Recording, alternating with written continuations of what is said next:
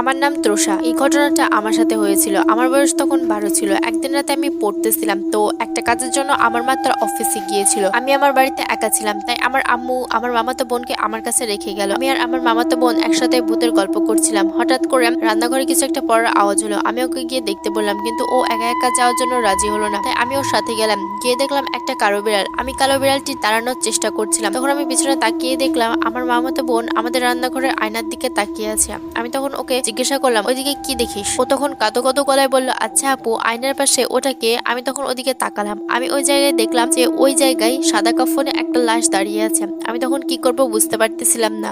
আমি তখন আমার মামাতো বোনকে জড়িয়ে ধরলাম এবং বললাম, ওইদিকে একদম তাকাবি না। আমি ওকে নিয়ে রান্নাঘর থেকে বেরিয়ে এলাম, আর পিছনে বিকট শব্দ হচ্ছিল। আমি কোনোভাবে রুমে এলাম, তারপর আমি অজ্ঞান হয়ে গেলাম। এরপরে আমার কিছুই মনে নেই। জ্ঞান ফিরতে আমি দেখি আমার আম্মু আমার পাশে বসে আছে। মার ভাষ্য মতে মা বাসায় এসে দেখে যে আমি অজ্ঞান হয়ে পড়ে আছি, আর আমার পাশে আমার বোন বসে বসে কাঁদছে। তখন মা আমাকে জিজ্ঞাসা করে যে রাতে কি হয়েছিল। আমি আম্মুকে কিছুই বলিনি। এখনো রাতে মনে হয় কে যেন আমার রুমে হাঁটছে। আজ থেকে প্রায় 4 বছর আগের কথা। নেত্রকোনার একটা বিখ্যাত কলেজে 21শে ফেব্রুয়ারির উপলক্ষে রাত 10টার পরে কলেজের বেশ কিছু ছাত্রছাত্রী, বন্ধু বান্ধব, স্যার সবাই মিলে আলপনা আঁকছিলাম, যা প্রায় সব কলেজেই করে। মোটামুটি সব কাজ শেষ করতে রাত প্রায় 12:30 নাগাদ আমরা কলেজ ত্যাগ করি। ভোরবেলায় কলেজের প্রোগ্রাম আছে প্রভাত ফেরি, তাই আমরা ডিসাইড করলাম আজ আর বাসায় না গিয়ে বন্ধুদের মেসেজ চলে যাব, যেন সবাই মিলে আড্ডা দিতে পারি আর সকলে একসাথে বের হতে পারি, প্রোগ্রাম অ্যাটেন্ড করতে পারি। আমরা 3জন ছিলাম একসাথে। কলেজ থেকে বন্ধুর ম্যাচ ছিল প্রায় 10 মিনিটের রাস্তা। বলে রাখা ভালো, আমরা রেল লাইন দিয়ে হেঁটে বাসায় যেতাম সবসময়। ওই দিনও সেম ভাবে আমরা হাঁটছি। শীতের রাত, সাথে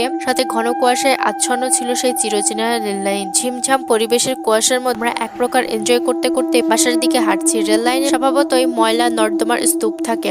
যখনই আমরা সেই জায়গাটায় ক্রস করলাম, তখন আমরা কিছু উদ্ভট শব্দ শুনতে পেলাম। শুনে এমন মনে হলো যেন কেউ হাড় চিবোচ্ছে। মোবাইলের ফ্ল্যাশ অন করে সেখানে ধরলাম কিসের শব্দ সেটা দেখার জন্য, কেননা প্রায় সময় এসব ময়লায় কুকুর বিড়াল পচা খাবার খায়। কিন্তু ফ্ল্যাশ ধরার পর আমরা কিছুই দেখতে পেলাম না। বিষয়টা আমরা কেউই পাত্তা না দিয়ে আবারও মেসের দিকে হাঁটা শুরু করলাম। একটু পর সেই উদ্ভট শব্দটা আবারও শুনতে পেলাম। পিছনে ফিরে তাকাতে আমরা কেউই কিছু দেখতে পেলাম না। ময়লার স্তূপ থেকে এখন একটু সামনে আমরা, তবু বিচ্ছিরি গন্ধ যেন আমাদের সাথেই আছে মনে হচ্ছে। শীতের রাতে মনে হচ্ছিল চারিপাশটা খুব ভারী এবং অনেক গরম। কিছুটা ভয় মনে আসলেও আমরা 3জন থাকায় এত বেশি ভয় আমাদের লাগেনি। হঠাৎই মোবাইলে কল আসলো। কি হলো, আমাকে রেখে চলে যাচ্ছ কেন? দাঁড়াও একটু, কুয়াশাতে তোমাদের দেখাও তো যাইতেছে না। দাঁড়িয়ে থাকো, আসতেছি। মুন্নার গলা পেয়ে আমি এই পাশে তাকিয়ে দেখি শুধু আমি আর আলামি। তাহলে মুন্না কোথায়? দুজনে অবাক। আমরা না এতক্ষণ একসাথে হাঁটছিলাম? পিছনে হেঁটে মুন্নাকে জিজ্ঞাসা করলাম, তুমি না আমাদের সাথে হাঁটছিলে এতক্ষণ? সে নাকি আমাদের বলেছিল একটু দাঁড়াতে, ওর একটু হালকা হতে হবে। আর এটা বলে সে হালকা হতে গেল। তার মানে আমরা দুজনেই কেউ সেটা শুনলাম না। উল্টো মুন্নাকে নিয়ে হাঁটছিলাম, যে কিনা